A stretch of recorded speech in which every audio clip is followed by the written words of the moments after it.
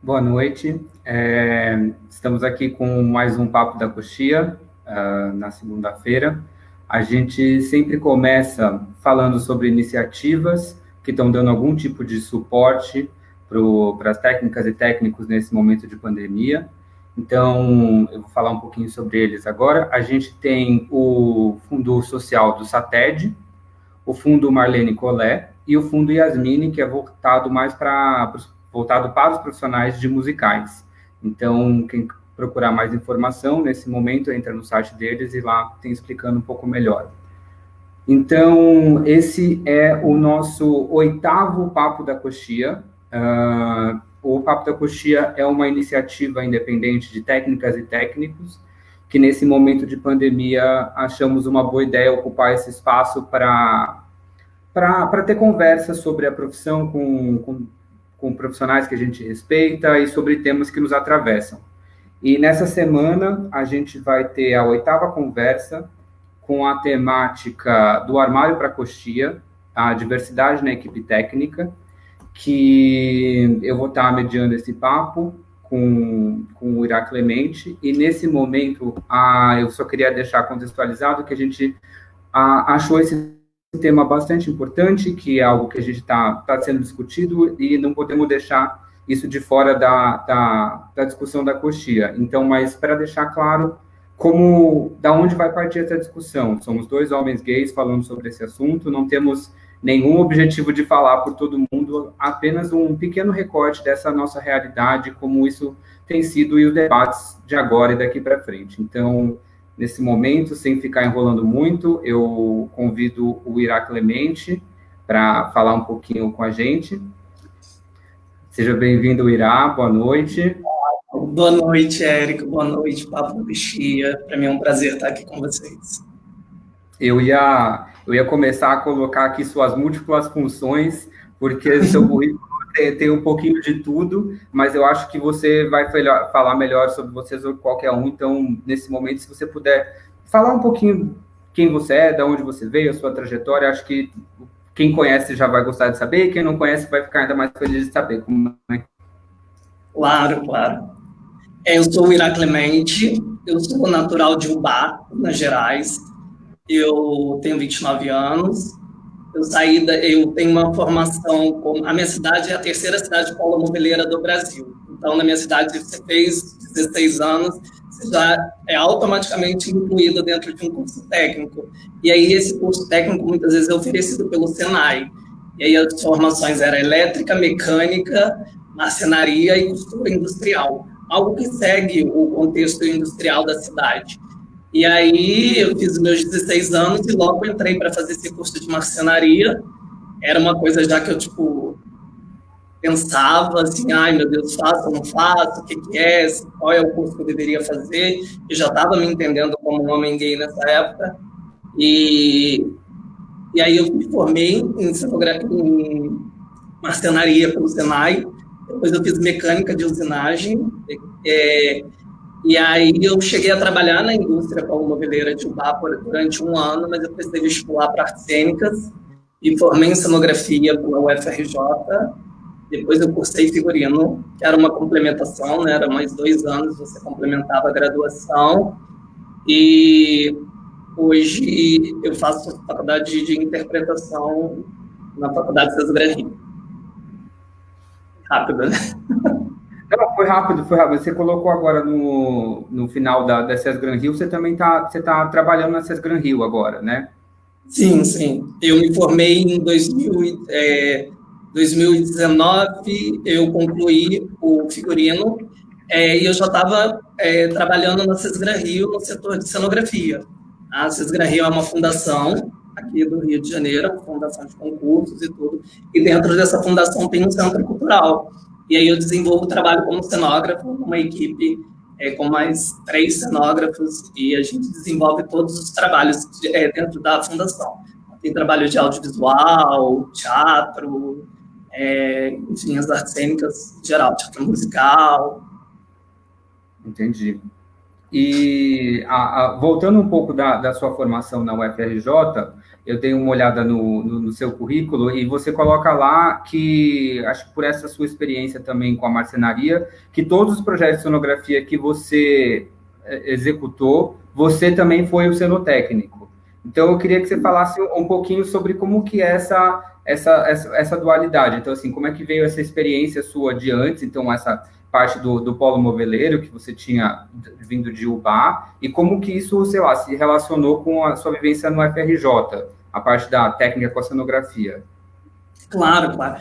Eu sempre foi meu objetivo estudar artes cênicas, assim. Eu sempre gostei de teatro, só que a minha cidade é muito pequena e tem pouco desenvolvimento cultural. A cidade não tem um teatro, a cidade tinha poucas companhias de teatro, tinha pouco. Hoje tinha um festival, acabou, hoje tem um outro. Graças a Deus a cidade está indo para um lado mais cultural, assim, está ficando bem interessante. E aí sempre foi meu objetivo estudar artes cênicas. E aí tem uma história interessante, porque quando eu fiz vestibular, eu fiz vestibular na UFMG e fiz vestibular na UFRJ e ia fazer na UFOP, em Ouro Preto. E aí eu tinha muita dificuldade porque os vestibulares eram longe e eu precisava ir até a cidade, porque tinha THE, teste de habilidade específica, tinha que ficar na cidade, tudo. Então era um transtorno. E eu trabalhava nessa época. E nem sempre os patrões ficavam felizes, tá? Vou liberar o Irá para fazer um vestibular. Enfim, eles querem que eu vou para a produção. E aí eu fiquei muito receoso assim, de fazer vestibular em Rio e tudo. Quando eu fui fazer a matrícula do vestibular para o Rio, eu não prestei atenção em um item. Porque em Minas, na UFMG, eles não separam as artes cênicas. Você entra para artes cênicas, você faz o PHE, e aí depois do quarto período, se eu não me engano, você vai escolhendo a modalidade. Se você quer ser ator, se você quer ser diretor, enfim. Na UFRJ, não. Na UFRJ tem 3 modalidades, tem 3 cursos, né? Cenografia, figurino e direção teatral. Eu não prestei atenção nesse item, eu me inscrevi para cenografia. E aí, quando eu fui fazer o vestibular, eu comecei a achar estranho, porque eu falei, gente, não tem texto para eu decorar, não tem cena para eu preparar, o que está acontecendo? E aí eu fui olhar, tipo assim, desatenção, eu era muito jovem, eu sou o primeiro da minha família a me formar numa universidade federal. Tem um outro primo que se formou numa faculdade particular, mas eu só fui o primeiro, então eu não tinha apoio familiar, assim, de instrução familiar. Então eu fiz tudo muito sozinho, sem orientação, então não sabia muito. E aí eu gosto de dizer que não fui eu que escolhi a cenografia, foi a cenografia que me escolheu, porque quando eu entrei para o curso de cenografia, eu falei, caraca, eu tenho que desenhar, eu estou na faculdade de Belas Artes. Gente, eu não tinha aula de desenho na minha infância, na minha adolescência, nas escolas. A minha aula de arte era aula, enfim, peço perdão, já perdi milhões de perdão, minha professora de artes, depois disso. Mas era aula da bagunça, sabe? Era aula que todo mundo... Enfim.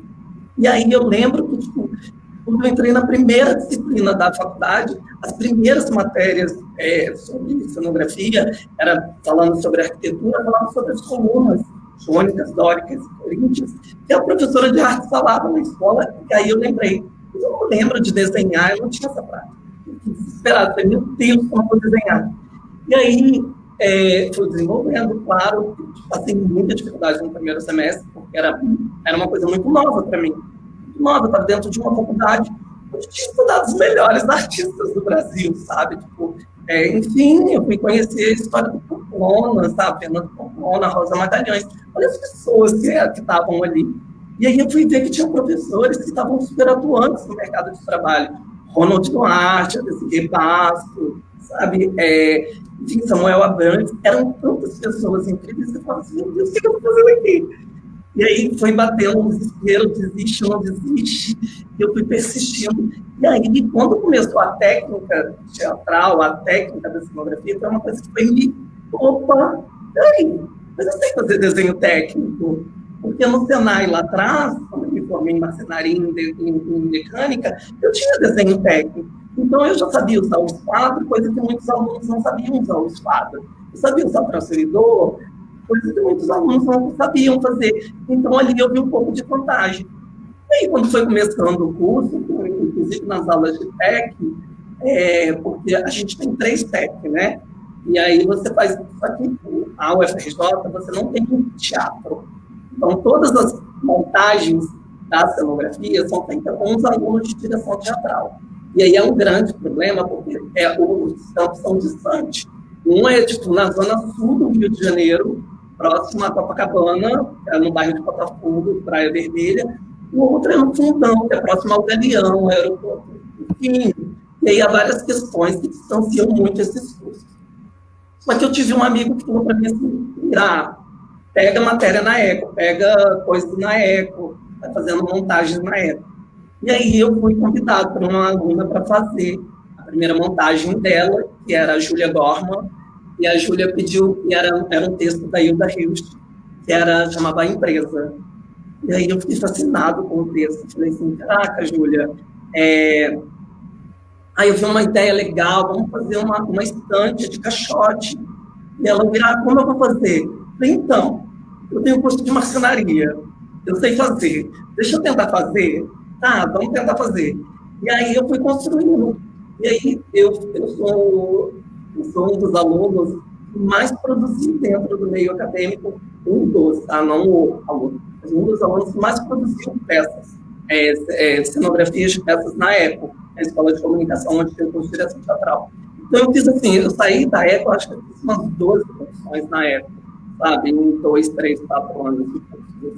Então eu fiz, e todas as minhas cenografias tinham muita técnica. Porque eu falava assim, cara, eu quero fazer um praticável. Eu comecei a me desafiar, porque nas aulas de TEC eu vi o desenho, um desenho de um praticável. Cortar madeira eu sei, pregar um prego eu sei, fazer um parafuso eu sei. E aí eu comecei a investir nisso. Aí comprei uma parafusadeira, e nessa época eu era aluno morador do alojamento da UFRJ. E e aí, dentro do alojamento, tinha uma sala onde, assim, era usada de depósito. E aí, Érico, eu sou muito descarado. E aí eu fui até a diretora do alojamento e perguntei para ela, Sheila, deixa eu usar essa sala, eu preciso fazer um trabalho, tal, os professores estão me cobrando esse trabalho. E aí, eu comecei a usar aquele espaço, que era uma antiga marcenaria do alojamento da UFRJ, que é uma unidade de muita resistência também. Eu comecei a usar aquele espaço para criar as minhas peças, assim, com todos os trabalhos. Aí eu desenvolvi um praticável, eu desenvolvi uma cama dobrável, e aí, no meu TCC de cenografia, eu desafiei a minha orientadora que ficou doida comigo na época, André Henrique. E eu cheguei para ela e falei, André, eu quero fazer um palco giratório. Aí ela, tá maluco? Você tem R$600, porque na montagem você ganha, o aluno, o diretor, ele tem R$1.200 para fazer a montagem dele. Então, assim, como ele não paga ator, não paga, o dinheiro é direcionado para a cenografia e figurino. Então, o que eles fazem, a maioria deles, dividem esse valor. Dá 600 para o aluno que vai fazer figurino e 600 para o aluno de cenografia. E tinham R$600 para fazer um palco giratório. E aí ele falou, Irá, é loucura, como você vai fazer? Aí eu falava para ela assim, então, que é uma coisa bem bacana que a cenografia, Érico, voltando só uma coisa que eu disse, como a cenografia me escolheu, porque a cenografia ela me ensinou a olhar o teatro, ela me ensinou o que é o teatro, esse lugar de onde se vê, e aí eu abri a minha percepção, a minha observação, e eu tinha um olho muito clínico, assim, eu chegava naquele lugar, olhava para uma coisa e falava assim, isso eu consigo transformar nisso. E aí, eu lembro que na época tinha um banco que tinha um eixo que girava, um banco, e o corpo dele, o assento dele girava 360 graus. E eu comecei a tocar naquilo, o que é isso? E aí eu vi que ele girava 360 graus. E aí eu peguei e falei assim, cara, isso daqui vai fazer o meu palco giratório girar. E aí eu vi, era uma rodinha de rolimã, sabe, dessas. E aí eu lembrei, quando eu era criança, eu fazia meu próprio carrinho de rolimã. Então, eu falei, opa, eu sei como isso funciona, deixa eu botar aqui, isso vai funcionar desse jeito. E aí eu fui criando, nessa marcenaria, eu fui criando. E aí eu conversei com a Andréia, e a Andréia falou para mim assim, olha, você tem R$600, o que você vai fazer? Aí eu mostrei para ela o desenho técnico. lembra na aula de tech, quando você mostrou? Aí, nessa época, eu não era nem aluno da Andréa, mas eu era aluno da Débora, que é uma professora, assim, que foi incrível na minha formação mesmo. A Débora foi muito, muito importante, assim, porque a Débora, ela tinha uma paciência de explicar, tipo assim, não dá certo, vai dar certo, olha isso, presta atenção nisso, o seu desenho não tá bom. E ela era muito criteriosa para ajudar, assim, ela era muito atenciosa. Eu podia mandar mensagem para ela de madrugada, Débora, eu desesperada, tá dando errado, e a Débora era muito atenciosa. E eu comecei a fazer vários desenhos do palco e mostrar para a Andréia. Olha aqui, eu vou comprar 4 chapas de compensado de 15 milímetros, eu vou convencer o cara a cortar para mim na fatia da pizza, vai dar 6 fatias de pizza. E comecei a falar com a Andréia, o Irá, tá, mas como você vai estruturar? E aí, o aluno diretor nessa época era o Aldebaran Oliveira, que foi um aluno que tinha uma formação belíssima dentro da faculdade, que eu ganhei para a vida como amigo mesmo. E o Aldebaran, quando eu propus para ele falou, Irá, é loucura, sabe, fazer um papo giratório com R$600, você não vai, como assim? Eu falei, você confia em mim? Eu vou fazer girar. Eu vou fazer qualquer coisa, ele vai girar. Como, eu não sei. E foi um processo muito louco, porque aí eu precisei bater papo com o cenotécnico, aí eu vi até o São Humberto, que é um cenotécnico bem famoso aqui no Rio de Janeiro, e aí eu mostrei para o São Humberto o desenho, o projeto dele, uma loucura, do jeito que você está percebendo, porque toda a estruturação do palco, desse piso, né, não era nem um palco alto, era um piso mesmo, um giratório, eu fazia com compensado, a amarração dele, não tinha sarrafo, não tinha dinheiro para comprar sarrafo. E aí ele falou assim, olha, coloca o compensado em pé, então, que ele vai te ajudar a estruturar melhor. E aí eu voltei para a oficina, fui pesquisando. Enfim, o meu erro maior foi entregar esse palco uma semana antes do espetáculo. Mas foi loucura, eu entendo, tipo, para o aluno, o diretor, ele poderia ter desenvolvido milhões de coisas em cima daquele palco, porque o palco foi incrível mesmo. E aí eu usei ele como meu projeto de conclusão no curso de cenografia. E aí eu mostrei para a banda como foi para eu montar. Eu vinha dessa técnica lá do Senai, onde eu tive o curso de marcenaria, então eu sabia usar uma ferramenta de corte, eu sabia usar uma parafusadeira, eu sabia fazer algumas coisas. E aí foram essas coisas que foram me dando assim, uma segurança no curso. E aí eu fui para a técnica. Então, todos os meus projetos assim, da faculdade, todos, eu não levei nenhum para ser uma técnica. Todos eu desafiava a fazer, entendeu? Foi muito divertido. Não, o Cerrone está aqui pedindo para você contar a aventura técnica em 10 dias que abalaram o mundo no grupo Ensaio Aberto, circulando pelas vigas do armazém. Mano, o Cerrone era uma pessoa assim. Cerrone, eu preciso dizer que eu te admiro muito mesmo. Não sei se eu já te falei isso, mas eu te admiro muito, muito mesmo. O Cerrone era um mito, né? Na faculdade todo mundo falava do Cerrone. Cerrone é um dos grandes cenógrafos. Então, Cerrone. E aí, através de uma amiga minha, Vanessa Alves, que é uma puta contra-regra, uma puta cenógrafa, perdão o palavrão, mas ela é uma cenógrafa brilhante também, uma técnica maravilhosa. A Vanessa pegou o trabalho para fazer no armazém, e aí a Vanessa me chamou, como a gente fazia a faculdade, a Vanessa falou, vamos comigo. E aí comecei a trabalhar no armazém em 2014.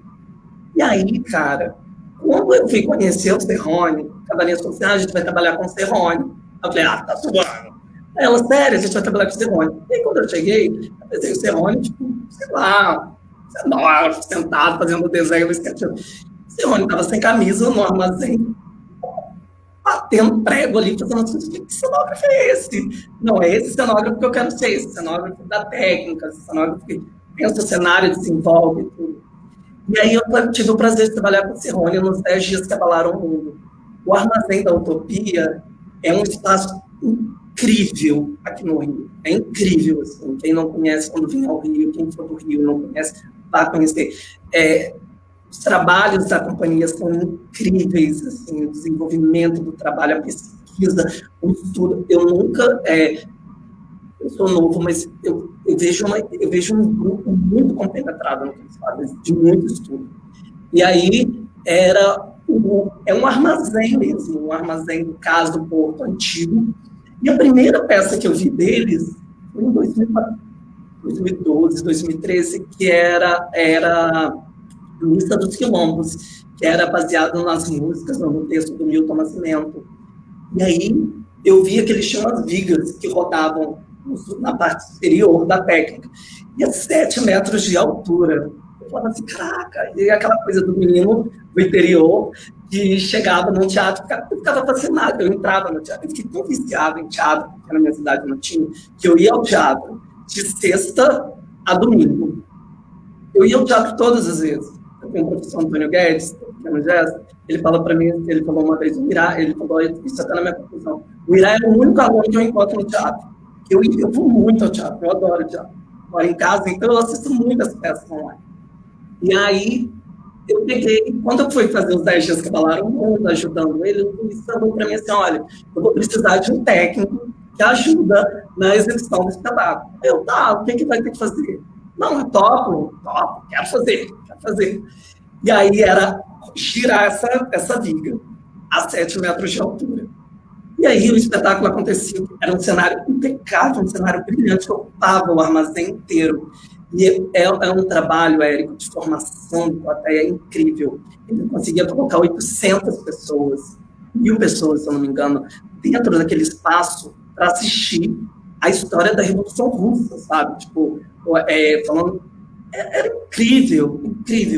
E o desenvolvimento, como o Serrone desenvolvia os cenários praticáveis, era uma coisa... eles deram o nome até de Ápia, porque lembrava muito mesmo o Ápia.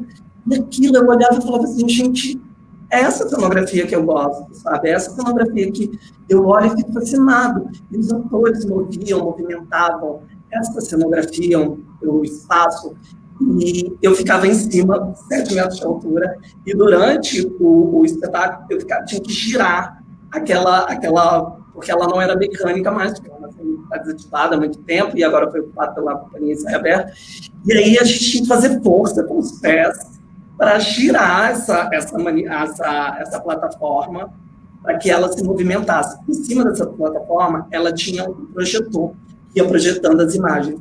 Então, aí projetava a primeira cortina, porque eram 3 cortinas que delimitavam a cena. Aí caía a primeira cortina, a gente tinha que movimentar a plataforma para a segunda cortina. Caía a segunda cortina, a gente tinha que movimentar de novo. Um trabalho, irmão, de muito, assim... Então, loucura, porque você está a 7 metros, você olha para baixo, tem milhões de pessoas ali embaixo de você. Se você desviar o olhar, se você acontecer qualquer coisa, você cai em cima dessas pessoas. E aí é com muito EPI, com muito cuidado e tudo. Mas foi assim, para mim foi um dos trabalhos que eu tenho muito orgulho de ter no currículo, sabe? Primeiro, por ter trabalhado com o Serrone, com o Alício. Foram pessoas que assim, me ensinaram tanto mesmo, sabe? O Alício uma generosidade no olhar. E aí uma outra coisa que eu vi muito bacana na equipe deles era porque eu nunca tinha visto tantas mulheres trabalhando como técnicas, sabe? Porque todos os lugares que eu entrava no Rio, como tinha técnicos de palco, técnicos de teatro, cenotécnicos, sempre eram homens. E aí eu via mulheres, assim, sabe, botando a mão na massa e eu falava, gente... E aí foi onde eu conheci ouvi falar da SP e tudo, foi um trabalho incrível. E aí, sempre quando dá, assim, o Serrone me chama, eu vou lá, tento ajudá-lo, presto serviço direto para o armazém como técnico.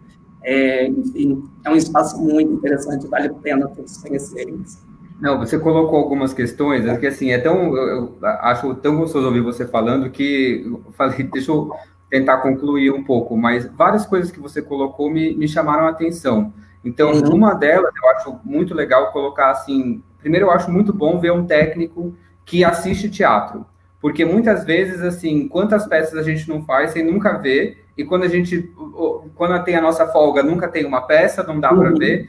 Então, assim, quando possível, ver que tem pessoas que vão atrás disso, porque isso faz parte da nossa formação, e como isso traz repertório, porque você, sei lá, eu não sei você, mas eu não consigo ir numa peça e não ficar, gente, como é que aquilo foi feito? E como é que é esse negócio assim? Então, às vezes você vai, e isso é muito importante para ir colocando.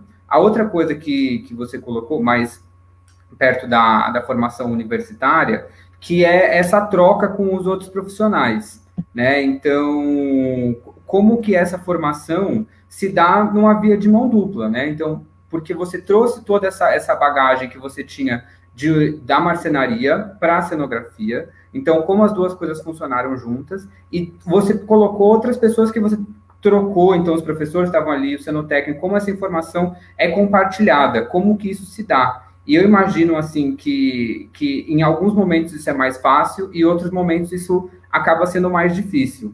Então, assim, sei lá. Então, com certeza você já foi numa loja de material de construção e o cara não quis vender as coisas do jeito que, achando que você não entendia o que estava falando. E, assim, como é que é isso no dia a dia? Então, você acha que tem uma diferença entre como foi essa relação no ambiente universitário para quando sai dele, como é que isso se dá, se esses técnicos acabam sendo as mesmas pessoas? Dá um pouco desse seu panorama aí do Rio de Janeiro. Então, eu sou muito jovem, né? Assim, por mais que eu tenha 29 anos, eu tenho uma aparência que as pessoas não. Eu sou muito pequenininha, eu tenho 1,65. Então, eu chego 1,65, todo mirradinho, magrinho e tudo, as pessoas não dão credibilidade. Agora, recentemente, eu fui montar um cenário num lugar, eu fiz o cenário e fui montar o cenário, porque o cenotécnico não podia montar no dia, enfim, e precisava daquele cenário montado. E aí eu cheguei num lugar e não avisaram que eu era cenotécnico. E aí eu era o cenógrafo responsável e queria montar o cenário. E aí o cara falou assim: oi, quem é você? Eu falei assim: eu vim montar o cenário. Mas eu, oi, eu sou o cenógrafo que fez o cenário. Não, então, a Mônica tá me esperando, eu vim montar o cenário. Aí ele, lá no estúdio, aí ele virou e falou assim, todo risco, assim: oi, aqui, tem um menino aqui que tá falando que vem montar um cenário. Um menino? E aí eu falei: tá. Por um lado, um menino é ok, porque você tá me vendo como jovem, mas ao mesmo tempo, será que você está confiando que eu sou o menino que sabe que fez esse projeto? Então, eu passo por essas coisas assim. Uma das minhas saídas que eu vi seja extremamente simpático, sem ser falso, mas seja realmente simpático. Entenda que as pessoas estão nos seus dias nem sempre bons, então tenta entender e relevar. Então, muitas das vezes, quando eu chego, eu tenho hoje as madeireiras que eu compro, sabe? Que eu compro, que assim, os caras que atendem já me conhecem, eu já ligo e falo assim: oi, sou o Ira. E aí eu já trato natural. Eu não forço a voz, eu não tento transparecer uma pessoa que eu não sou, eu falo: oi, Rodrigo, é o Ira, tudo bem? Então, precisando da madeira tal, tem como você me entregar aqui? Aonde? Vai na Cecília Rio. Não é na Cecília Rio, é aqui em casa. Então, hoje eu consigo desenvolver mais. E aí, às vezes, um outro lugar que você precisa estar também, Érico, é no lugar da escuta.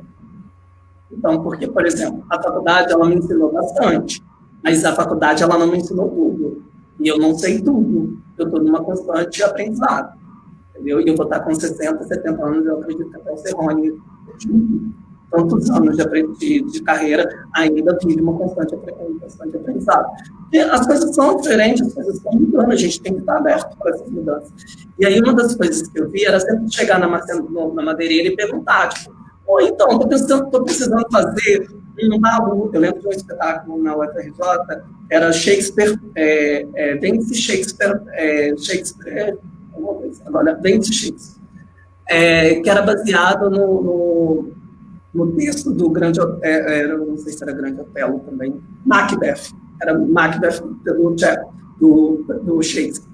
E aí, eu peguei e falei assim: cara, eu quero fazer 4 baús enormes, assim, que as pessoas possam entrar. E aí, eu quero que os atores... E aí, eu propunha: olha, então, estou te propondo aqui 4 baús, aí você pode ver, os atores podem subir em cima, podem entrar dentro, podem sair de fora, enfim. Olha essas possibilidades que a minha cenografia está te dando. E aí, quando eu fui fazer, eu falei: tá. E aí, eu cheguei no cara da madeireira e falei para ele: olha, então, você acha que o compensado de 15 é suficiente, ou eu posso comprar, ou eu tenho que comprar o de 20, o de 18. Ele: as pessoas são pesadas? Não, o de 15 vai dar certo. Então, assim, estar nesse lugar de escuta e de troca sempre foi muito importante para mim, porque eu comecei a entender quem são essas pessoas, que elas estão num lugar muito mais de entendimento maior do que o meu, e aí eu aprendi a ouvi-las, para que elas me ouvissem também quando eu coloco. É isso, a vida, o mundo é uma constante troca. Eu não sei mais do que você não sabe mais do que eu posso te explicar, você pode me explicar. E aí eu tentei começar a contornar a situação nessa questão dessa troca, entendeu? E aí é interessante. Não sabe, Érico, comprar material no Rio é muito difícil. É muito difícil. Mas a gente... Eu imagino, a gente dá, mas a gente vai trabalhando na dificuldade em todos os lugares. Parece que. E quanto mais difícil mais a gente quer fazer também. Então, a gente está acostumado, eu acho que a gente não pode se contentar com o pouco, né? A gente está sempre buscando uma excelência, tentando melhorar os materiais, melhorar a forma de fazer. Mas isso que você coloca da troca, eu acho que é o mais importante, da gente entender quais são esses espaços que talvez a gente consiga ocupar melhor, e tem outros que talvez não sei se vale tanto. E como a gente se faz, tá presente ali, onde é que a gente tem que ser afrontoso, às vezes, para falar, ó, aqui eu vou fazer desse jeito, porque eu sei que eu estou fazendo também. E, assim, uma coisa que eu acho importante da formação técnica é que a gente não tá, sei lá, eu espero, pelo menos, que a formação não seja técnica pela técnica. A formação é para formar técnicos mais humanos também, que consigam entender um pouco mais da situação do outro, porque a gente está trabalhando com pessoas. Você colocou lá a situação, é uma peça que você está em cima de 1000 pessoas, e está todo mundo no mesmo espaço, literalmente. Então, uma coisa que eu ia perguntar, você acha que a formação que a sua formação nessa parte do Rio de Janeiro estava na cenografia, mas eu vou puxar um pouco para a técnica, que é onde eu estava na SP, mas você acha que a formação está lidando bem com as questões de gênero dentro da cenografia? Porque eu acredito que dentro do teatro como um todo isso já está um pouco em debate, mas para trás da coxia, quando a cortina fecha, a situação é outra. Então, se isso está sendo colocado, como é que é isso? Porque a gente está nas duas maiores cidades, São Paulo e Rio de Janeiro, dessas produções, e eu sinto que parece que ainda tem um caminho longo pela frente. Sim, sim. Eu acho que, assim, não só na técnica, eu acho que falar sobre a diversidade é urgente. A gente também precisa falar em todos os lugares, seja no teatro, seja, enfim, em todos os lugares. E aí eu vejo uma diferença muito grande, por exemplo, e hoje eu tenho curiosidade de voltar no Senai para ver como é o ensino hoje, porque há, sei lá, 10 anos atrás, quase 15 anos atrás, quando eu ingressei no Senai, era um lugar de extrema homofobia, era um lugar de extremo machismo, onde até os professores, os instrutores eram homofóbicos comigo. E primeiro, eu era um menino de 15, 16 anos, não entendendo o que eu era, eles já me forçando a ser uma coisa que eu não sabia o que era, e me colocando num lugar de extremo, assim, como posso dizer? Tipo, extrema humilhação mesmo, sabe? Era o chacota da turma, enfim, era o mirar. Eu preciso ir ao banheiro. Eu tive uma vez que o professor perguntou o que eu ia fazer no banheiro. Isso no Senai, sabe? Então, assim, era coisa... Aí eu falei para ele assim, vou falar, vou fazer xixi. Aí ele, homem mija. É mesmo, eu faço xixi. Então, tipo assim, e aí eu, desde novo, eu sempre fui muito afrontosinho, assim, tipo, querido, não interessa o que eu vou fazer no banheiro, eu deixei de fazer, se eu vou no banheiro masculino ou no feminino, o vaso é o mesmo, sabe? É o mesmo vaso, diferente, às vezes tem um mictório lá, mas é muito raramente. Então, tipo, a gente precisa tomar cuidado com essas colocações que vocês colocam, porque é um lugar, e aí eu saí do Senai muito, assim, muito mal, cara. Eu tive um acidente no Senai, que a gente trabalhava a fórmica, e o exercício era fazer um tabuleiro de xadrez. E aí eu fui cortar a fórmica para fazer o quadriculado do tabuleiro, e eu cortei o dedo com um estilete, a ponta do dedo. Amigo. Só que foi um corte tão fundo, e foi uma desatenção daquele momento, e aí eles não percebem uma coisa. A pressão que eles colocavam no Irá, quando o Irá ser um jovem gay, era tão grande que eles não se tocavam disso. entende? Nesse ambiente. Então, assim, muitas vezes, não falo que foi por isso, mas a desatenção era tanta preocupação que batia, tipo, eu vou ter que ir para aquele lugar onde tem milhões de pessoas, a minha turma, tinha uma mulher na minha turma, que era a Bárbara, uma mulher, o resto eram todos homens, era uma turma de 15, 16 meninos, tinha uma mulher, e ela tinha um desenvolvimento impecável também na marcenaria. E aí eu via como era o tratamento com ela, comigo. Com ela era tipo, ela é mulher. Com o Irá, é viado, sabe? Era isso. E aí eu tinha que ficar lutando com isso. Hoje, mesma coisa, assim. E aí, voltando só para te responder a sua pergunta, para não fugir muito, eu acho que essa discussão de gênero tornou necessária em todos os lugares. A gente precisa saber que o Senai, antes de ser o ambiente do professor lá, que era homofóbico, é uma instituição de ensino. Então, você precisa estar aberto à diversidade. Sabe? Você precisa estar aberto a entender que tem pessoas que não vão seguir o padrão que você quer, querido. E que você que tem que se atentar. O mundo está mudando, sabe? Então, assim, vai ler, sabe? Vai ler, enfim, vai ler sobre feminismo, vai ler sobre qualquer coisa para você entender que o mundo é para todos, sabe? Que não interfere. Não é porque eu sou um menino gay que eu posso ser menos capaz de fazer ou desenvolver um projeto que você, um menino hétero, sabe? Jamais. E nesse ponto, eu aproveito para perguntar assim, você trabalhou com outros técnicos gays? Alguém que, assim, que tenha marcado, que tenha feito, sei lá, uma diferença? Porque acho que tem pessoas e pessoas, né? E como, não sei, se tem alguma pessoa que marcou isso para você, porque eu penso pessoas que me fizeram ter força para continuar, assim, falar, é possível, aguenta que vai. Agora, não sei se tem alguém. Cara, não é puxando sardinha, mas eu preciso falar do Rafa.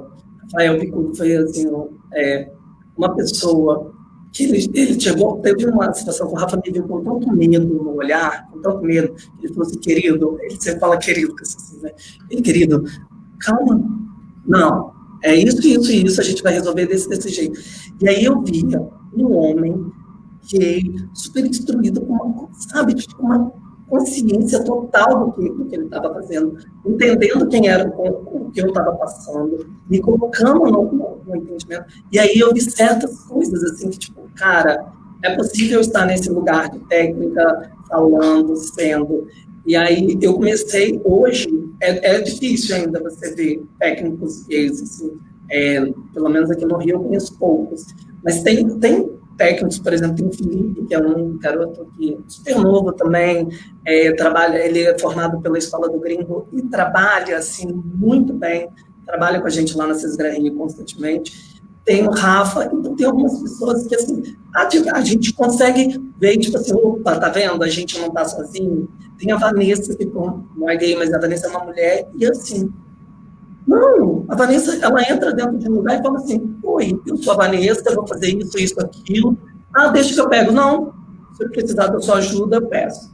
Sabe? Tem a Helena, que também é uma menina que trabalhava comigo, aquela Helena questionava sempre exatamente esse lugar do palco, né? Que a Helena falava assim, esse é um ambiente muito masculino. Uma vez ela falou para o garoto, aí o garoto falou assim para ela, eu não acho que é masculino. Ela, você não acha? Quantas mulheres tem aqui fora do que eu? Porque para o homem já está tão entranhado que ali é um ambiente comum para ele, que ele não observa. E quando alguém coloca para ele que é o contrário, aí ele vai para esse lugar de observação, entendeu? Então, assim, existem, então é isso, sabe? Porque aqui no Rio também, eu acho que escola não tem tipo ASP, sabe? O Rio só tem a escola da Espetáculos, que é do Gringo com a Marisa, e tinha a Luiz Carlos Ripper, que era na Mangueira, que era um lugar, irmão, muito foda, era muito bacana, e infelizmente fechou, assim, tinha curso de marcenaria, cenotecnia, pintura de arte, efeitos especiais, era muito interessante.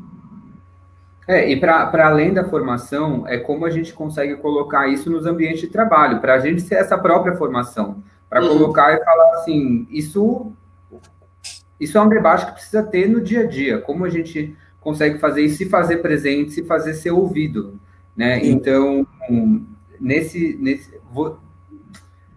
sei lá, eu acho que é uma conversa constante, tem uma aprovação de masculinidade que parece tão desnecessária, é uma coisa de mostrar a força, não sei.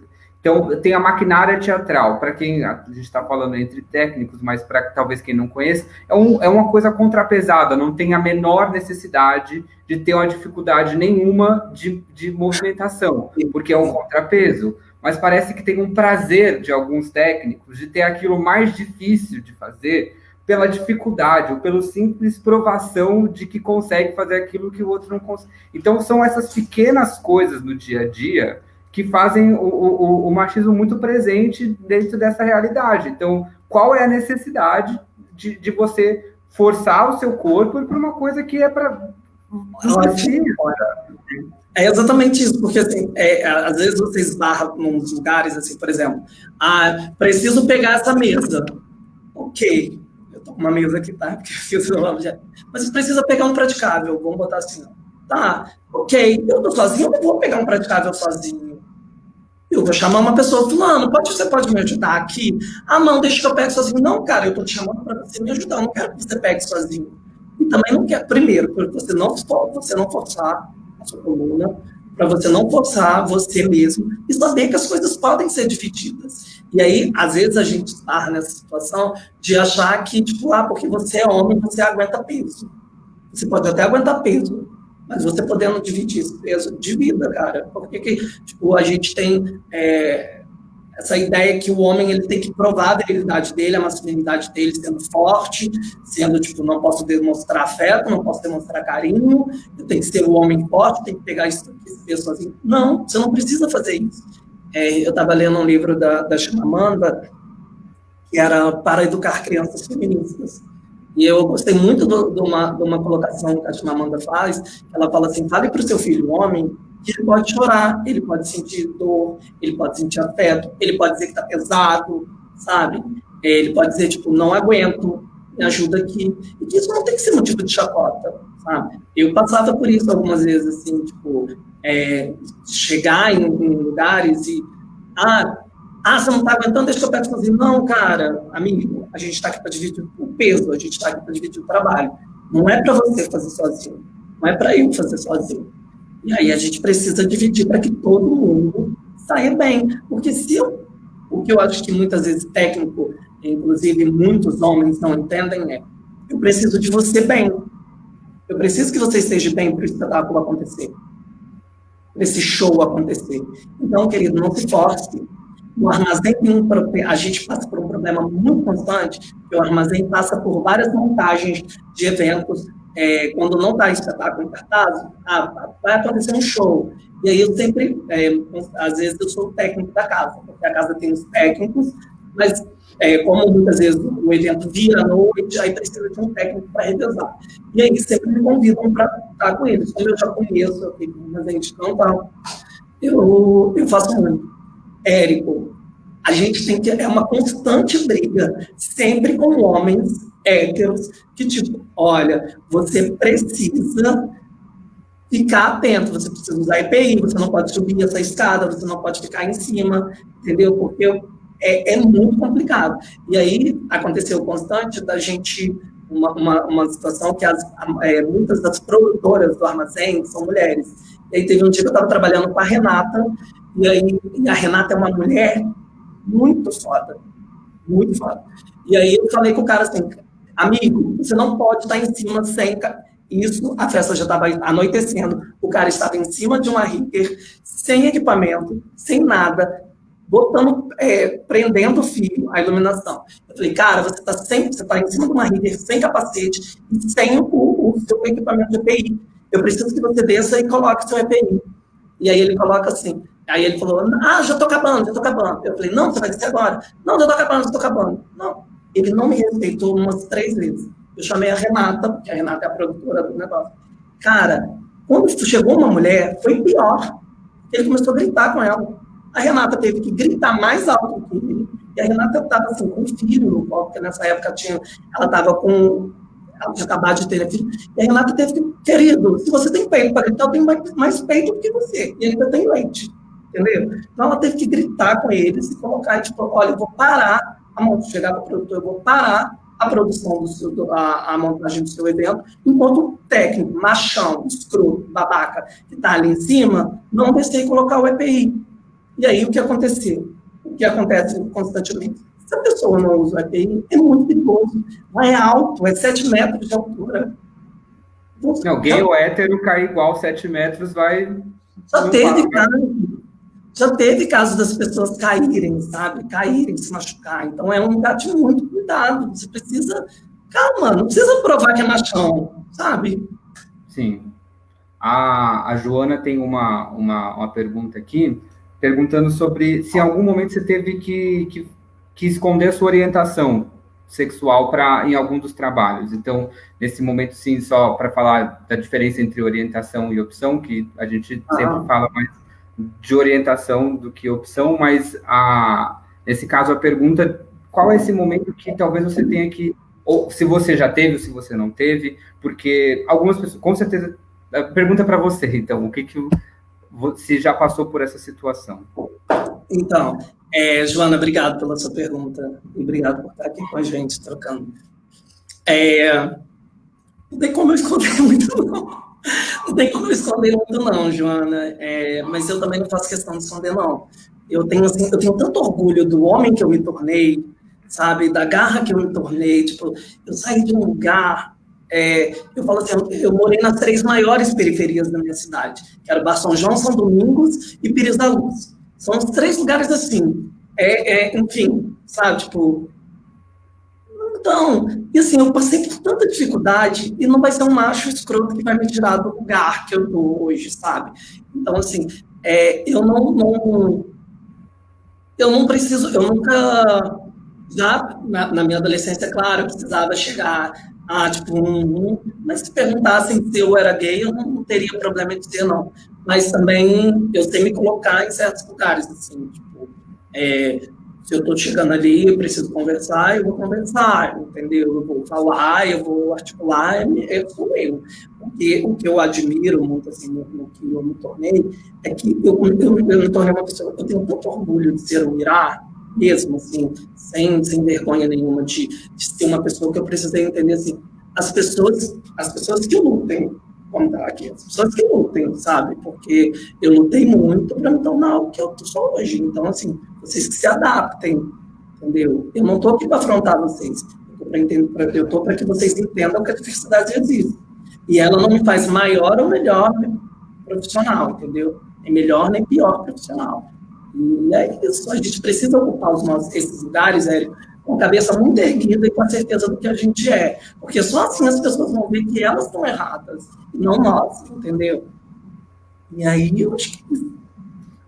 Mas nesse ponto eu tento também ser um pouco otimista, porque a gente está falando da nossa realidade, assim, você tem 29, eu tenho 27, a gente é muito novo pensando na realidade teatral do Brasil e muito passado. Então a gente vê alguns comentários era muito pior, e assim, eu acho que ainda não está bom, mas a gente tem que esperar por um melhor, né? E acreditar que é possível. Nisso, eu queria perguntar se tem algum momento que você viu que foi que o comportamento de uma outra pessoa mudou, que a pessoa começou a ver com outros olhos a situação. Porque parece que às vezes você tem que batalhar, se provar pelo trabalho, mas eu acredito que algumas vezes você consegue. Uma coisa que é muito engraçada são as brincadeiras machistas. E não é porque eu sou um homem gay que eu identifico as brincadeiras machistas, não.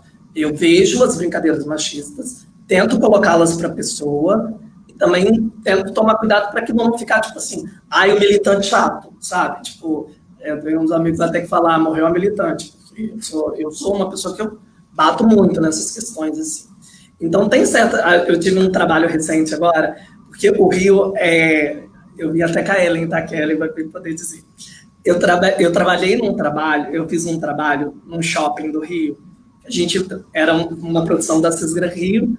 E aí, eles me pediram para eu acompanhar uma montagem de um cenário que não foi eu, foi o Felipe. Esse Felipe que eu falei que é técnico também. O Felipe que desenvolveu o cenário, um cenário lindo, com uns praticáveis maravilhosos, assim. E aí eu fui montar esse cenário no teatro. Só que o teatro, tem 5 apresentações por dia. Eu nunca vi isso, gente. Eu nunca vi. Em São Paulo acontece isso? 5 apresentações em um dia. Olha, 5 diferentes, eu não sei, mas acho que 3 está sendo de praxe, assim, em muitos lugares. Amigo, começa às 2, aí de 2 às 3 tem um, aí de 4 às 5 tem outro, de 5 às 6 tem outro. É assim, é uma loucura. Eu sei que o último espetáculo começa às 10, vai até às 11. Então era uma loucura. E aí, como era um cenário bem complicado, eram 3 praticáveis grandes, eu falei diversas vezes assim, olha, não vamos levar isso, vai dar problema. É um cenário grande, vamos tentar adaptar. Não tinha como fazer uma adaptação em cima da hora, assim. E também, claro, não houve escuta, né? Porque se tivesse havido escuta, pode dar problema, pode acontecer problemas e tudo. Chegou lá, o técnico do teatro, ele era muito legal, muito bacana, as pessoas falou, toma cuidado com ele, que ele é muito chatinho. Eu cheguei lá e, falei, esse cara é chato, eu já vou logo jogar o meu humor pra cima dele, brincando com ele me adorou, gente. Mas era uma loucura para montar o espetáculo. E aí eles tinham umas brincadeiras, assim, na coxia, homem tem um prazer de passar a mão na bunda do outro, que eu fico imaginando assim, gente, pra quê? E aí eles estavam se passando a mão, assim, na minha, não gosto. Assim, eu sou eu, como um homem que não passava na bunda dos meus amigos, sabe? Eu tenho afeto com os meus amigos, eu abraço, eu beijo, porque o homem também não demonstra afeto, né? Não pode demonstrar afeto. E aí, quando um foi passar a mão na bunda do outro, e eu estava perto, aí ele falou assim, não passa a mão na bunda dele não, hein? Passa a mão na bunda dele não, porque ele não gosta. Eu falei assim, não gosto, e eu acho isso extremamente falta de respeito. Para que você vai passar a mão na minha bunda? Qual é a necessidade disso? E aí tem esses ambientes, assim, essas brincadeirinhas, para quê, sabe? E aí, às vezes, você precisa ter que se colocar, assim, não brinca assim comigo. Teve uma outra vez que no ambiente de trabalho também, eu sou uma pessoa de muito afeto. Eu abraço todo mundo, eu quero beijar todo mundo, todos os meus amigos sabem disso. E aí eu abracei um garoto que estava abraçado com ele, assim, ele é uma pessoa muito afetuosa também. Ele estava me abraçando. E aí tiraram uma foto dele me abraçando e começaram a circular no grupo dele de WhatsApp, assim, o fulano abraçou o viado, né? É mais ou menos. E aí, eu tinha 2 opções. Ou eu iria expor isso para direção e criar um constrangimento com todo mundo, ou eu chamaria isso pelas ideias mais educacionais e tentava dialogar com eles. Aí eu chamei o menino que eu abracei, falei para ele assim, fulano, você consegue entender que o problema ali não era você estar abraçado um homem, o problema ali era você ter abraçado um gay, porque se você tivesse abraçado um homem assim, sabe, porque o homem não pode demonstrar afeto, você estava abraçado um gay, então em cima ali eles estavam te zoando, ou você está abraçado, entende que ali tem homofobia, entende a homofobia que há nesse lugar aqui, então aí a pessoa falou, eu passo por isso direto, porque eu tenho um tipo de pessoa que eu tenho muito afeto com os meus amigos, independente de serem gays ou não. Então, a gente está nesse lugar também de não poder demonstrar afeto, sabe? Vai mostrar que você é mais ou menos homem que uma pessoa. Não, e isso que você colocou agora, eu acho que é muito importante, entender também quais batalhas brigar e como brigar essas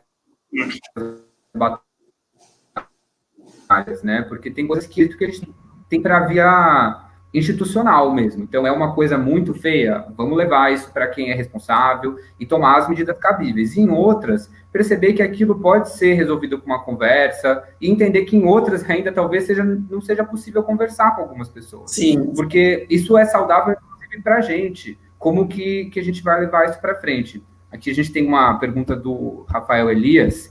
Quando a gente fez pintura de arte juntos, lembra, amigo? A gente junto com a Leila e a Carla, naquele ambiente cheio de macho fazendo comentário homofóbico em volta.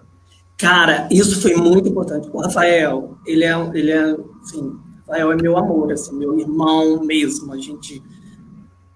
Rafael, Reinaldo, são pessoas que eu divido tanto o meu dia a dia, que enfim, passa do limite, assim, sabe? E o Rafa me chamou para fazer um trabalho que era era na Globo. E aí, a Globo tem aquele ambiente, assim, eles são muito certos, com, a EPI, com tudo, é uma equipe. E era para fazer um trabalho de uma pintura de arte numa novela, e a gente foi fazer esse trabalho. Só que junto com a galera da pintura de arte, que era a galera da Belas Artes, eu, homem gay, o Rafael, homem gay, a Leila e a Carla, duas mulheres lésbicas, assim, que não performam a feminilidade, são mulheres, tipo, são mulheres, sabe? E aí, cara, a gente ouvia muito, assim, preconceitos, assim, absurdos. E tanto eu sou politeísta, né? O Rafa já é candomblessista, a Leila e a Carla são umbandistas. Então, olha o ambiente que a gente estava. E assim, e aí a gente ouvia, tipo, Gilberto Gil, a gente estava ouvindo Caetano, a gente estava ouvindo música brasileira, sabe? Músicas que falavam sobre orixá, sobre... E aí uma vez um cara fazia, fora os comentários machistas, falava assim, tá amarrado em nome de Jesus, sabe? Então a gente tem que lidar com esse lugar, porque o homem macho, e muitas vezes o homem macho branco, ele está no lugar assim, primeiro, ele não vai questionar o oprimido, ele não vai questionar o opressor, ele vai questionar o oprimido. Então ele vai sempre, enfim, está sempre em cima, a discussão está sempre em cima da pessoa que está sendo oprimida, e nunca do opressor. O opressor está sempre ganhando estátuas aí, ó, um monte de estátua dos opressores, entende? E a gente não, a gente está nesse lugar, tipo assim, o mimimi. Não é mimimi. Ou você me ouve ou você não ouve, entende? Hoje a gente vai continuar escolhendo esses heróis aí, dando estátua para esses heróis. E aí era um ambiente super tóxico. E aí a gente saía, a gente usava o humor, mas a gente também era uma resistência assim, não vamos deixar de fazer, não vamos deixar de ser viado, não vamos deixar de ser sapatão, não vamos deixar de ser...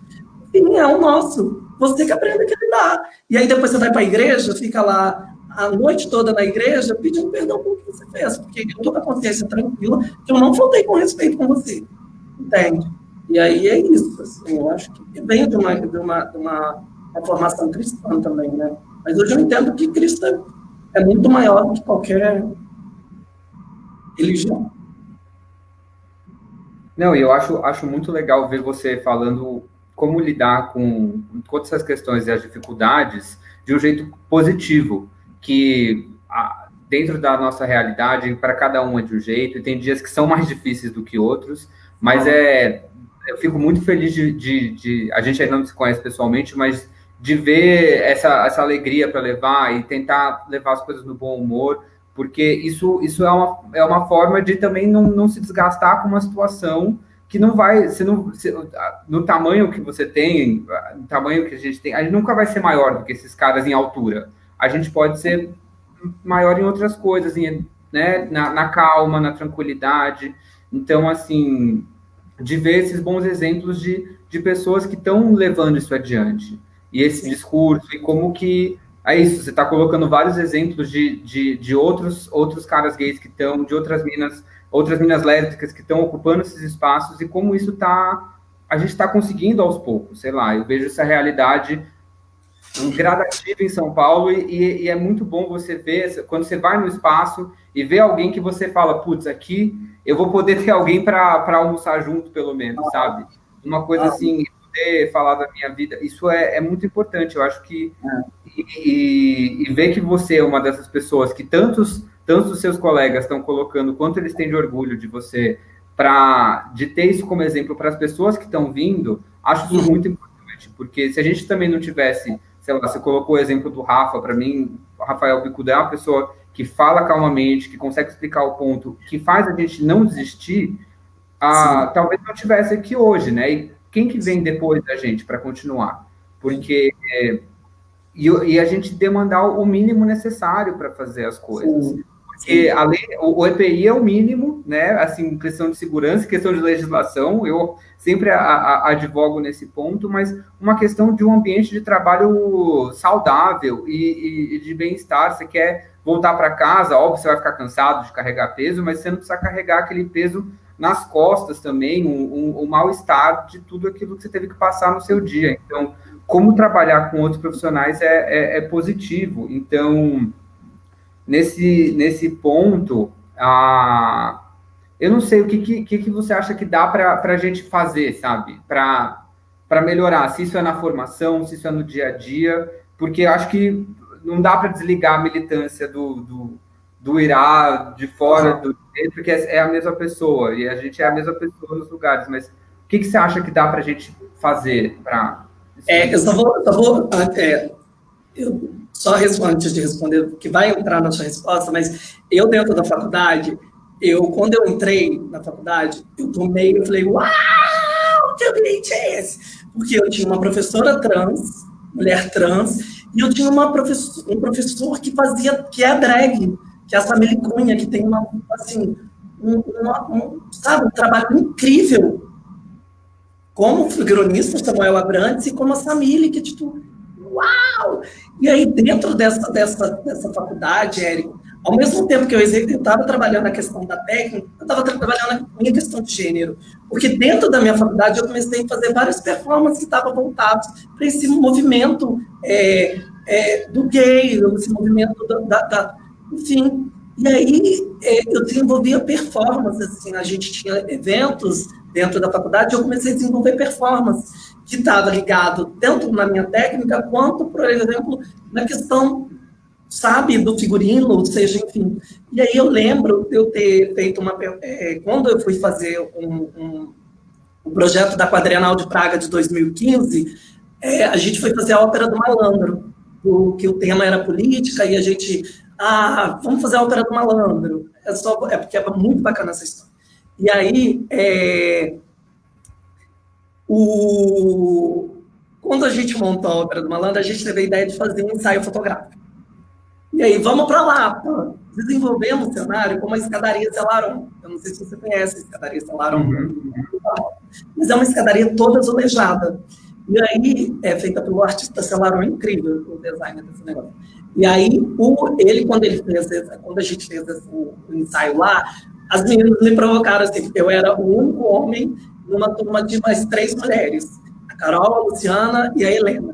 E aí elas me provocaram, tipo assim, cara, você precisa vestir de Geni, porque a Geni é o ápice da Ópera do Malandro, né? E aí eu me vesti de Geni com a roupa que tinha ali, fiz um ensaio fotográfico vestido de Geni. E aquilo despertou em mim uma curiosidade de pesquisar essa questão do gênero dentro da cenografia, do figurino. E aí eu desenvolvi uma performance da Geni, que eu desenvolvi dentro da faculdade, e no meu TCC de figurino, eu que provoquei. Eu tive uma professora Desirê Bastos. A Desirê, ela era uma das professoras que eu admirava muito, porque ela tinha um trabalho muito impecável fora da faculdade, como cenógrafa, como figurinista. E aí, cara, eu queria muito trabalhar com ela. E aí eu peguei e falei para ela assim, Desirê, o meu TCC eu queria falar sobre a importância do figurino para um ator transformista drag queen. Mas como seria isso? Fui provoquei ela, mas me fez umas perguntas, umas provocações, e aí eu comecei a desenvolver esse projeto. O mesmo menino que veio do TCC da técnica teatral, que fez um piso giratório, sabe? Ele estava desenvolvendo o figurino dele, desenvolvendo uma drag queen. Então, assim, eu apresentei meu TCC montada de drag queen dentro da Faculdade de Belas Artes, da UFRJ, esse ambiente que hoje ele já está caminhando para uma discussão mais elevada. A gente tinha discussões dentro da faculdade com a família ia montar um professor, sair do lugar dele de professor e ir no lugar da persona família para discutir com seus alunos sobre. O Samuel foi meu orientador nesse projeto. E foi interessantíssimo. Então, essa discussão de gênero, ela sempre transitou, fez esse cruzamento comigo dentro da técnica da cenografia. E aí, para te responder a sua pergunta, Constante, eu acho que é esse caminho que a gente precisa fazer. Sabe? É esse caminho, por exemplo, a Desirê, ela estava super aberta. Ela era uma mulher cis-hétero, sabe? E aí, a Desirê pegou, ok, vamos fazer. Tipo, ela poderia, não, quem vai te orientar é a Samile, é o Samuel. Eu não posso te orientar nisso. Não é o meu lugar, né, de fala. Não, ela entendeu que todas as pessoas podem falar, e só saber de qual lugar ela está falando, e ela soube falar, ela soube me escutar, ela soube, cara, me dá ferramentas assim, faça isso, me provocou. E é isso. Eu acho que a gente vai montar, vai desenvolver uma pesquisa voltada para isso, quando a gente aprender a ouvir o que o outro tem para dizer. E as pessoas falam que atrás de todo homofóbico há alguém vestido, eu não acho que isso não, sabe? Eu acho que atrás de todo homofóbico é uma pessoa infeliz. É uma pessoa infeliz. Porque o gay hoje, que se entende como gay, cara, eu sou tão feliz, assim, tão abertamente feliz, que é claro que isso vai incomodar uma pessoa. Ela não tem a felicidade que eu tenho, ela não desenvolveu isso. Então, eu acho que a gente precisa conversar cada vez mais. E conversar agora. Eu tenho uma sobrinha que ela fez 10 anos essa semana, Antonella. A Antonella me pegou de surpresa 2 semanas atrás, que ela me perguntou, tio, o que é feminista? Eu, um homem gay, ela me perguntou o que é feminista. Eu fiquei surtado, falei, meu Deus. E é tipo assim, o que eu falo para essa menina? E eu já tinha dado um livro para minha irmã sobre feminismo, Sejamos Toda Feminista, da Djamila, da Chimamanda, e dei o livro da Djamila para ela, que são duas pessoas que eu leio bastante, sabe? Maya Ângela, hoje Grada Quilomba, que são pessoas que hoje estão nessa discussão do feminismo negro, que engloba muito, às vezes, todas as discussões, né? E aí eu falei para ela, tipo, Antonella, fui entendendo qual era o questionamento dela, qual era a dúvida dela, entendendo que eu preciso saber dialogar com essa menina para que ela cresça já sabendo que ela tem um total de liberdade. Ela sim, tem liberdade de ser, de fazer o que ela quiser, e não vai ser um homem que vai fazer ela mais feliz, ou uma mulher que vai fazer ela mais feliz, entendeu? Então, eu acho que esse discurso, para que ele mude, ele precisa ser já feito agora, de forma didática, entendendo que, tipo, a pessoa da década de 70, ela vai ter uma cabeça diferente, mas a gente precisa ouvir, e saber como dialogar com essas pessoas também. E é isso, a gente pode transformar esse ambiente, sabe, Érico? A gente pode transformar esse ambiente da coxia em ouçam os técnicos também, porque semana passada o Enéas falou uma coisa e o Alice comentou uma coisa, tipo, depois das 3 campainhas, a gente se torna, né, a gente fica totalmente, a gente é parte daquele espetáculo. Então, a gente tem tanta importância quanto o ator que está dando a fala. Entender essa importância, entender que todo movimento é feito com os técnicos e a gente precisa estar todos na mesma conexão, é isso. E o respeito é uma coisa que precisa ser mútua. Eu preciso eu preciso receber, só assim, o espetáculo se torna realmente um espetáculo. Porque uma equipe, quando é uma boa equipe, com muito respeito, como foi trabalhar com o Rafa, como foi trabalhar com o Sufis, porque o André, a Tinho, Helena, são pessoas extremamente respeitosas, são pessoas extremamente que entendem quem é você. Você não é o técnico, você não é um técnico, você é o técnico do espetáculo deles, sabe? Você tem tanta importância e você precisa. E aí eles desenvolviam, eles sabiam a hora que eu precisava ter calma, respirar, se eu errei, eles tinham uma paciência de explicar, você errou, mas amanhã você não vai errar, entende? E é isso, abraçar. E eu gosto muito de parafrasear o Emicida, assim, o Emicida para mim é um cantor que eu amo bastante. E o Emicida, ele fala, né, que a natureza é o amor, assim, então, se a gente se interligar com a natureza, com o amor, a gente consegue desenvolver todas as coisas. E seja ele amarelo ou não. Então, muito obrigado, assim, mesmo. Eu feliz de estar aqui dividindo esse espaço com você. Eu acho que é um pouco disso, é conversar agora e conversar em todos os lugares, né? Porque isso tem que estar presente. E, assim, para mim é um prazer conversar com você. Acho que agora a gente vai caminhando um pouco para o final. E é isso. A gente não pode deixar a peteca cair. E eu acredito em algum otimismo, porque se a gente não tiver nenhuma esperança que as pessoas vão mudar, a gente não segue em frente. Então, a gente precisa acreditar nisso também. E para mim, ouvir você falando me faz acreditar também. Então, eu queria agradecer mais uma vez você ter topado esse uma coisa, uma menina fez um comentário agora, rapidinho, que ela falou assim, que é muito bonito ver a gente respeitando a ancestralidade. Respeitando a natureza. Eu trabalhei numa exposição, rápido isso, eu trabalhei numa exposição sobre a cultura indígena, era Séculos Indígenas, se chamava o projeto. E aí o meu nome é indígena, só que meu nome é indígena, o Irá é indígena, mas a minha família não é indígena, a minha família é preta, Meus avós são pretos e tem um avô branco ali, sabe? Tipo, então, toda a minha ancestralidade é preta. E aí, todas as vezes que eu ouvia sobre ancestralidade, sobre natureza, era uma coisa assim, não é nos ensinado a respeitar o que é nosso, sabe? É a nossa casa, é a nossa natureza, sabe? É a minha parede, é o meu computador, é meu, sabe? É a minha parede pintada com as bandeiras arco-íris. E aí, respeitar isso torna-se um ambiente ainda mais agradável, sabe? E é as coisas que te compenetram. E aí eles diziam, eu tinha várias dúvidas, né? Qual que era a origem do meu nome, o que era?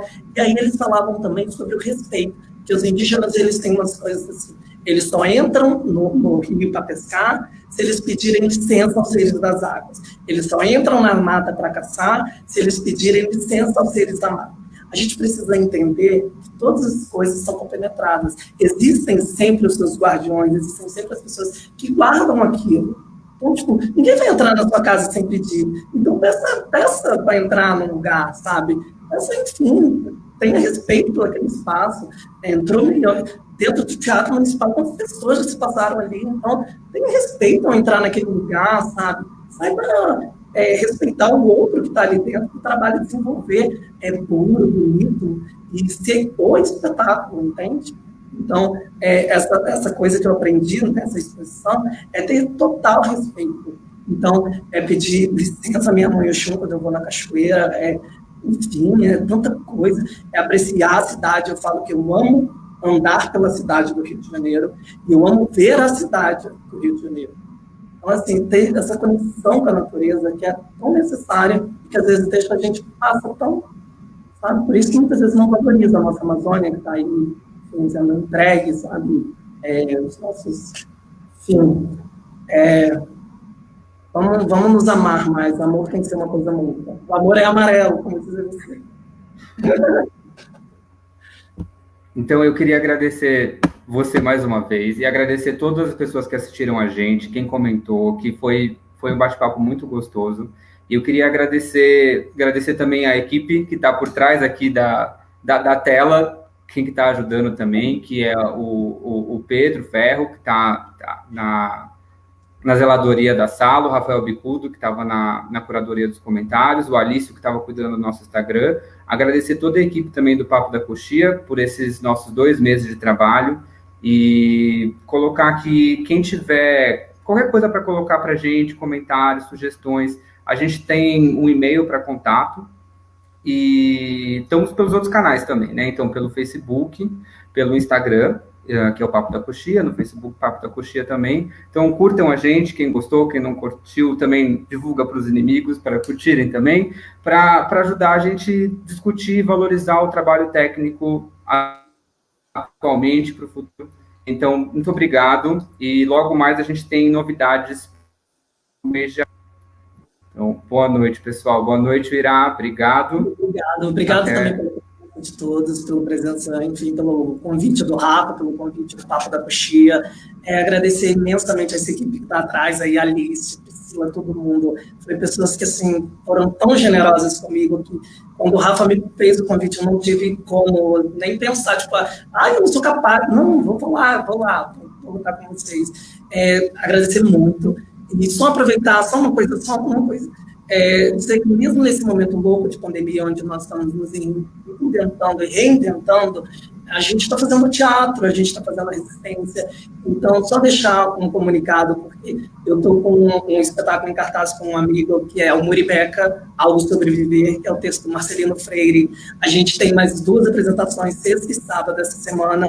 Qualquer coisa, dá uma olhada no meu Facebook, no meu Instagram, no meu Facebook, ou no do Reinaldo Patrício.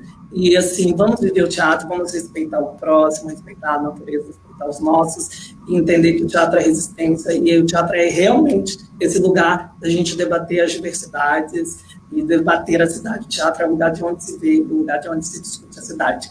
Muito obrigada, uma ótima noite para vocês. Boa noite, até a próxima, pessoal.